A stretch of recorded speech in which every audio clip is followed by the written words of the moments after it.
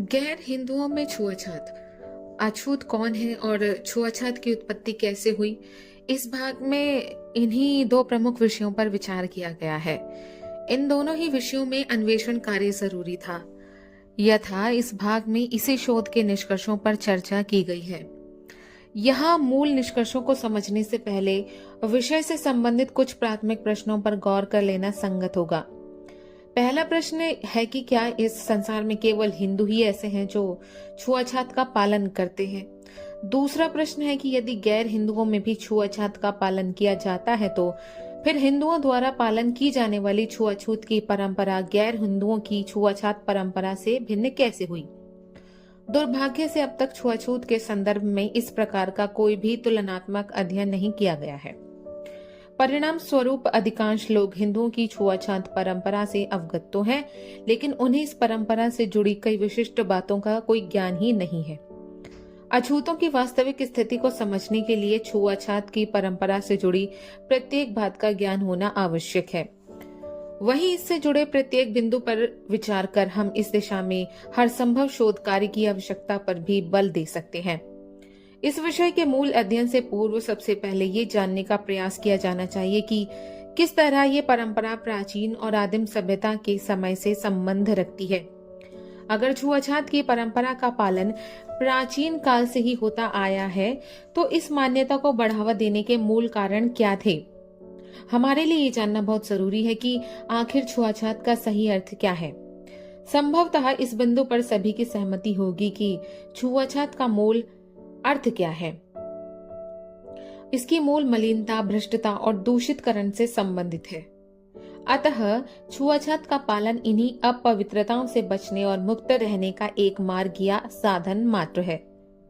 इस प्रकार प्राचीन और आदिम सभ्यता के सामाजिक जीवन का अध्ययन करना आवश्यक है, ताकि ये पता चल सके कि क्या वाकई में छुआछात को इन्हीं उल्लिखित संदर्भों में मान्यता प्राप्त है या नहीं। इसमें कोई संदेह नहीं है कि छुआछात का जन्म आदिम समाज की ही देन है। इसी से अपवित्रता के निवारण हेतु कई संस्कारों और कर्मकांडों को बढ़ावा मिला। प्राचीन काल में आदिम मनुष्य अपवित्रता के निम्न कारण मानते थे, जैसे कि कुछ विशिष्ट घटनाएं, और दूसरा किन्हीं विशिष्ट चीजों के संपर्क में आने से, और तीसरा किन्हीं विशिष्ट व्यक्तियों के संपर्क में आने से। आदिम मनुष्य ये भी मानते थे कि किन्हीं बुरी शक्तियों का एक व्यक्ति से दूसरे व्यक्ति में संचरण होना संभव है। उनका मानना था कि इस तरह के संचरण का खतरा विशेष रूप से दैनंदिनी कार्यों जैसे साथ खाने पीने के समय से ही ज्यादा होता है। आदिम मनुष्य निम्नलिखित विशेष आयोजनों एवं कार्यों से अवगत थे, जिसके संपन्न या घटित होने से एक व्यक्ति से दूसरे व्यक्ति में बुरी शक्ति का संचरण हो सकता था। पहला जन्म, दूसरा दीक्षा संस्कार, तीसरा यौवनारंभ, चौथा विवाह, पांचवा सहवास और छठा मृत्यु। गर्भवती माताएं अशुद्ध कहलाती थीं। उन्हें दूसरों के लिए अपवित्रता का स्रोत माना जाता था। माँ की यही अशुद्धता बच्चे के प्रति भी बढ़ती जाने लगी। वहीं दीक्षा संस्कार और युवावस्था मानव जीवन के ऐसे चरण हैं जो मनुष्य को पूर्ण यौवन और खुले सामाजिक जीवन की तरफ ले जाते हैं। जीवन के इन प्रारंभिक चरणों में एकांतवास, विशेष खान पान, पवित्रता से जुड़े कर्मकांड, शरीर पर विशेष द्रव्यों के प्रयोग आदि को आवश्यक समझा गया। इन्हीं सब रीतियों में लिंगाग्रचम उच्छेदन का भी पालन किया जाता था। इसी तरह अमेरिकी जनजातियों द्वारा नियमित अंतरालों पर शारीरिक एवं आत्मिक शुद्धि के उपाय किए जाते थे। इन शुद्धिकरणों के उपाय के साथ साथ अमेरिकी जनजातियां विशेष खान पान की रीति का भी पालन किया करती थीं। शादी समारोहों के समय निभाए जाने वाले रीति रिवाजों से ये पता चलता है कि आदिम सभ्यता के मनुष्य द्वारा विवाह की रस्म को अपवित्र माना जाता था। ऑस्ट्रेलिया की एक जनजाति में इसी संदर्भ में एक विशेष रीति के पालन की प्रथा थी। वहां एक प्रथा के अनुसार दुल्हन विवाह से पूर्व अपने समुदाय के अन्य पुरुषों के संग संबंध बनाती थी। ऐसी एक प्रथा का पालन अमेरिका की एक जनजाति द्वारा भी किया जाता था। वहां एक प्रथा के अनुसार दुल्हन का या तो समुदाय के प्रमुख या फिर अपने समुदाय के वैद्य के साथ संभोग क्रिया से गुजरना एक अनिवार्य कार्य माना जाता था। इसी तरह पूर्वी अफ्रीकी जनजातियों में दुल्हन का दूल्हे के दोस्तों से शारीरिक संबंध बनाना जरूरी समझा जाता था। वहीं कुछ जनजातियों में दुल्हन के शुद्धिकरण हेतु दूल्हे की तलवार के प्रयोग की एक प्रथा मान्य थी। इसी प्रकार कई जनजातियों में किसी लड़के से वैवाहिक बंधन में बंधने से पूर्व लड़की को किसी पेड़ से विवाह करना पड़ता था। इसी तरह की मिलती जुलती प्रथा का प्रचलन मुंडा जनजाति में भी रहा है। इन तमाम प्रथाओं का पालन विवाह रीति की अपवित्रता से बचाव हेतु किया जाता था। दरअसल आदिम समाज की यह धारणा थी कि विवाह रीति में इन उपायों या प्रथाओं के पालन से व्यक्ति पर सभी अशुद्धताएं निष्प्रभावी हो जाएंगी। यथा इस कारण आदिम जनजातियों में ऐसी प्रथाएं प्रचलित रही हैं। लेकिन इन सब में भी किसी मानव की मृत्यु को अपवित्रता का सबसे बड़ा स्रोत माना जाता था। अगर किसी व्यक्ति की मृत्यु हो जाती तो ऐसे में न सिर्फ उसके मृत शरीर बल्कि उसके द्वारा प्रयोग में लाई गई सभी वस्तुओं को भी अशुद्ध एवं संक्रमित समझा जाता था। ऐसी ही मृत्यु संस्कार से जुड़ी एक और परंपरा का चलन लगभग सभी जातियों में रहा है। उस विशिष्ट परंपरा के अनुसार कब्र में मृत शरीर के साथ कुछ औजार या उपकरण आदि भी रखकर दफनाने का रिवाज था। इस परंपरा के पीछे ये धारणा थी कि मृत शरीर के साथ दफनाए गए सभी औजारों, उपकरणों आदि के प्रयोग को किसी भी जीवित इंसान द्वारा बहिष्कृत समझा जाए। ऐसा माना जाता था कि किसी भी जीवित व्यक्ति द्वारा मृत शरीर के साथ दफनाए गए उन औजारों या उपकरणों आदि का प्रयोग किसी संकट या अशुभता का प्रतीक होगा। कुछ वस्तुओं को भी अशुद्ध माना जाता था। ऐसी मान्यता थी कि किन्हीं अशुद्ध वस्तुओं के संपर्क में आने से व्यक्ति को अपवित्रता का दोष लग सकता है। इस कारण कुछ वस्तुओं के प्रयोग को पवित्र और अपवित्र की श्रेणी में रख दिया गया। इतना ही नहीं बल्कि कोई व्यक्ति किसी अपवित्र वस्तु के संपर्क में आने के बाद किसी पवित्र वस्तु को स्पर्श भी नहीं कर सकता था। यदि कोई व्यक्ति ऐसा करता था तो उसके स्पर्श मात्र से पवित्र वस्तुएं भी अपवित्र मान ली जाती थीं। भारत की नीलगिरी पहाड़ियों पर पाई जाने वाली टोडा जनजाति में पवित्रता की अवधारणा को लेकर एक भिन्न प्रथा का प्रचलन था। यह जनजाति एक विशेष प्रकार की सामाजिक व्यवस्था के रूप में दूध उत्पादन और दुधारू जीवों जैसे भेड़, बकरियों आदि की शुद्धता से जुड़े विशेष अनुष्ठानों को महत्व देती थी।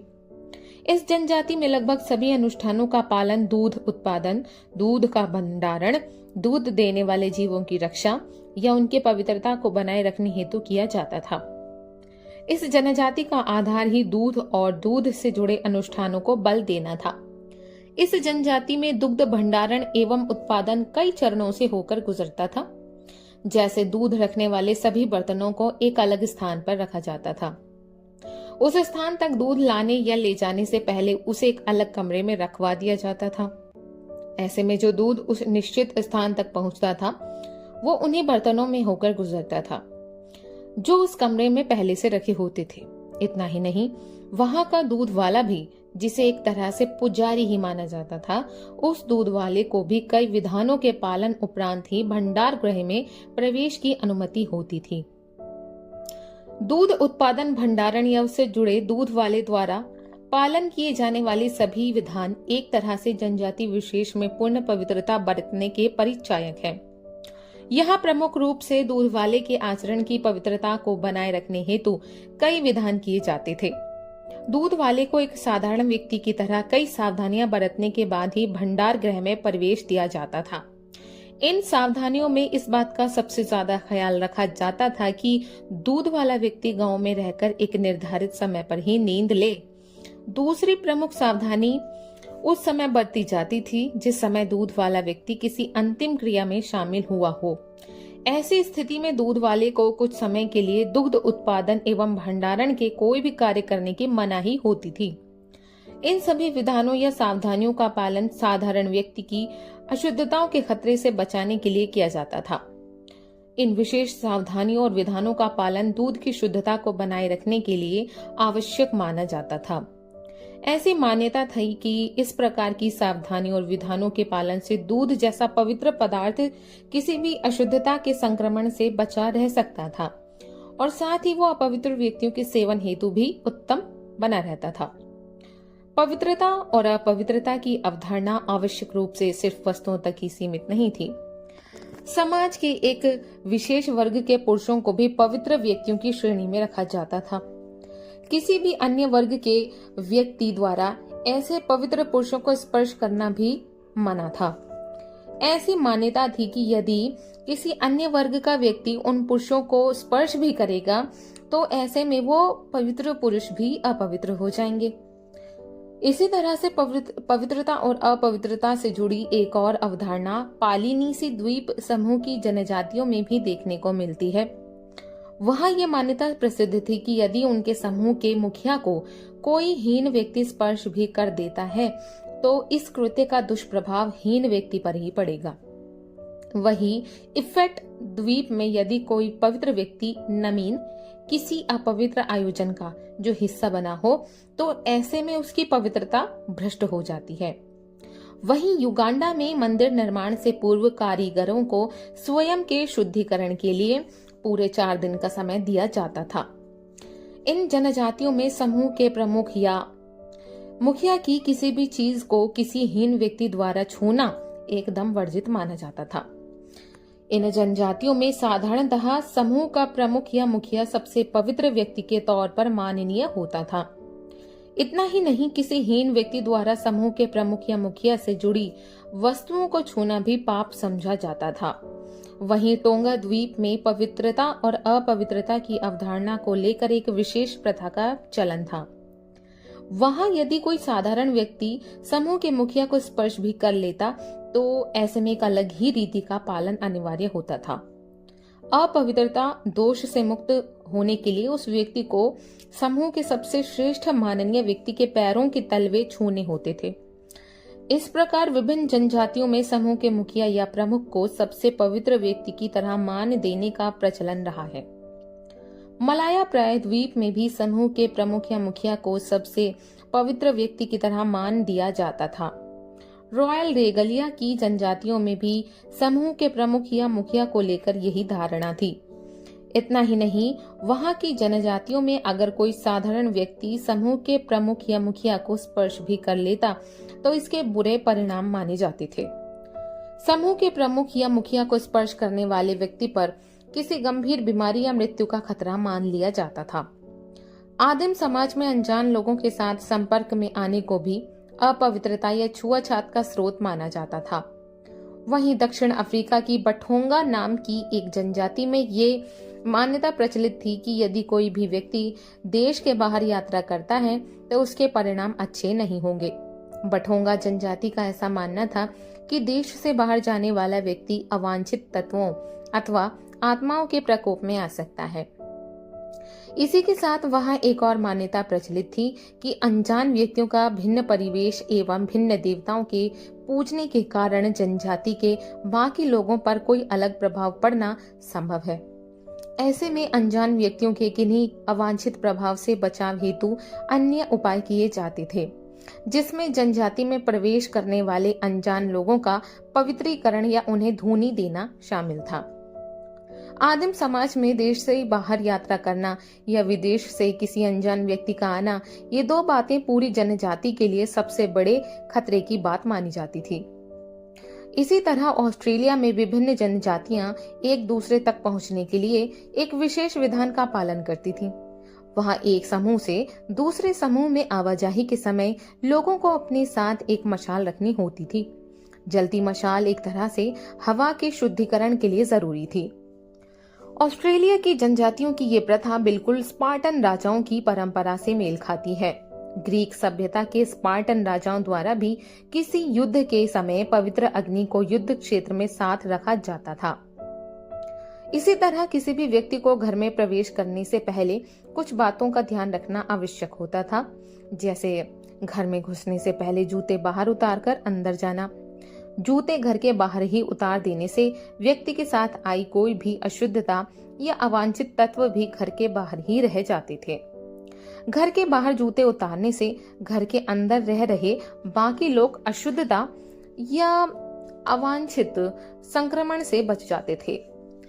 अगर समूह या घर का कोई व्यक्ति किसी संक्रमण के खतरे में होता तो ऐसे में घर के बाहरी ढांचे के महत्वपूर्ण स्थान जैसे घर की चौखट, दरवाजा आदि पर थोड़ा सा खून या पानी छिड़क दिया जाता था, क्योंकि ये सभी घर की ऐसी जगहें थीं जो किसी भी रूप में बाहरी दुनिया से संपर्क का माध्यम हो सकती थी। वहीं घर से किसी भी तरह की नकारात्मकता या बुराई दूर भगाने और साथ ही घर में खुशहाली लाने के लिए मुख्य द्वार पर घोड़े की नाल टांग दी जाती थी। बेशक जन्म, मृत्यु या विवाह आदि से जुड़े संस्कार, विधि विधान आदि ये नहीं दर्शाते कि मानव जीवन के ये सभी चरण अपवित्रता लेकर आते हैं, किंतु ये स्पष्ट है कि मानव जीवन के इन प्रमुख चरणों को पार करते हुए एक व्यक्ति को किसी न किसी रूप में अलगाव की प्रक्रिया से गुजरना ही पड़ता है। इस प्रकार मानव जीवन के विभिन्न चरणों जैसे जन्म, दीक्षा संस्कार, विवाह, मृत्यु, यात्रा और शुद्धिकरण विधान में व्यक्ति के अलगाव या एकांतवास की एक प्रमुख अवधारणा रही है। मानव जीवन के विभिन्न चरणों में अलगाव प्रक्रिया की महत्ता रही है।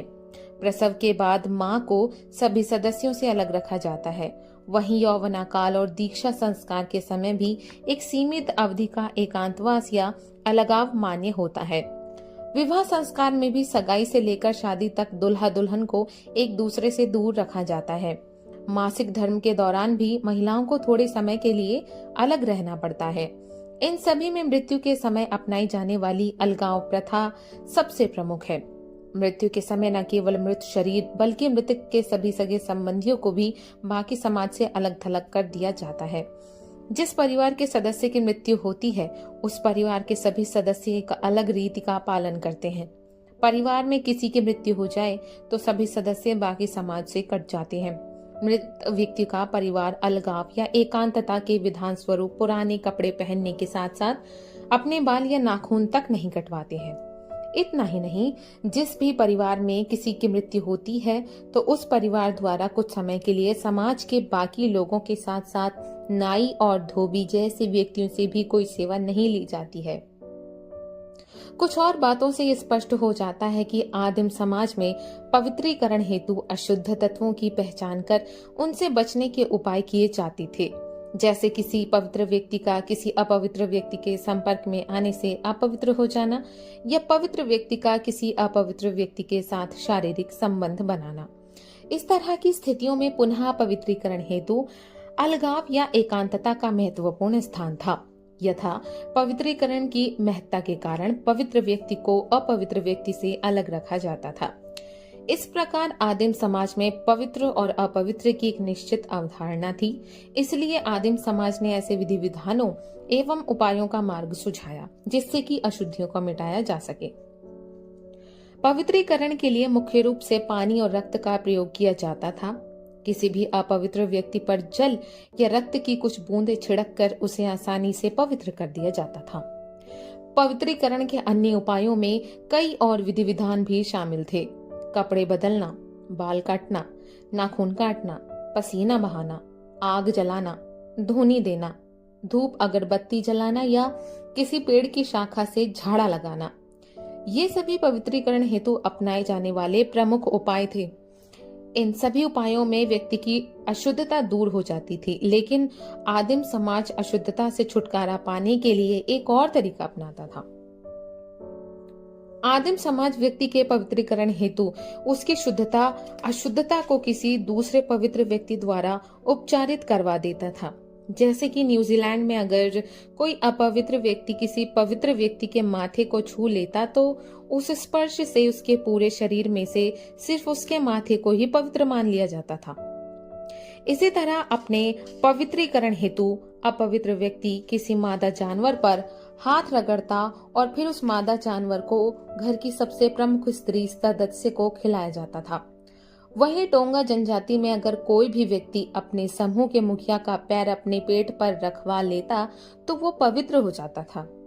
इस प्रथा की मान्यता के पीछे ये धारणा थी कि समूह के प्रमुख का पैर अपने पेट पर रखवाने से व्यक्ति अशुद्ध खाना खाने के दुष्प्रभावों से बच जाएगा। अशुद्धि से शुद्धिकरण करने की रीति बकरे की बलि देने की प्रथा में भी विद्यमान है। फिजी में ऐसी मान्यता थी कि यदि कोई पवित्र व्यक्ति सूअर पर अपने हाथ फेर दे तो वो सूअर समूह के मुखिया के लिए पवित्र हो जाएगा। इसी तरह युगांडा में राजा की मृत्यु के बाद उसके राज परिवार द्वारा गाय, बकरी, कुत्ता और एक मुर्गा शहर से दूर ले जाकर किसी वीरान मैदान में छोड़ दिए जाते थे। वीरान मैदानों में छोड़ने से पहले इन सभी जीवों को अपंग भी किया जाता था। इन अपंग जीवों के साथ साथ राजा के घर की थोड़ी सी धूल और अग्नि को भी शहर से दूर किसी वीरान मैदान में रखवा दिया जाता था। शहर से दूर उन वीरान मैदानों में छोड़े गए सभी अपंग जीवों को मरने के लिए छोड़ा जाता था। इस तरह की प्रथा का पालन राजा और रानी की सभी अशुद्धियों को दूर करने के लिए किया जाता था। अंततः आदिम समाज में अपवित्रता को लेकर यही अवधारणाएं प्रमुख थीं।